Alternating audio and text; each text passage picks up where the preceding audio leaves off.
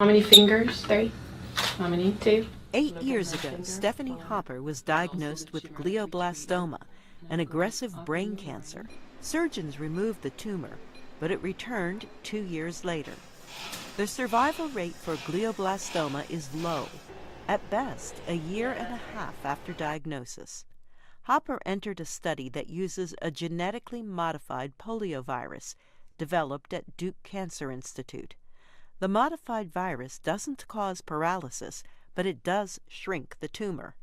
A clinical trial showed the treatment significantly improved the long-term survival rate for patients whose glioblastoma returned. The 3-year survival rate was 21% for these patients, while only 4% of patients at Duke with the same type of recurring brain tumors were alive 3 years after having what was the standard treatment. Even a dead polio virus causes a very strong immune response. The dead virus is used in the polio vaccine.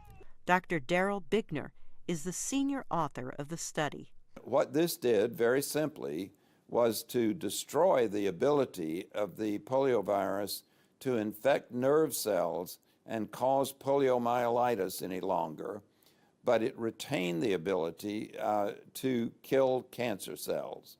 Doctors injected the modified virus directly into the brain.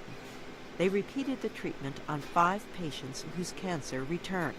Those that we've been able to follow long enough have responded to the treatment the second time. The procedure is still experimental, but the results are so promising that doctors have started a second study, combining the poliovirus with chemotherapy to try to improve the results. As for Stephanie Hopper, her tumor continues to shrink. Carol Pearson, VOA News.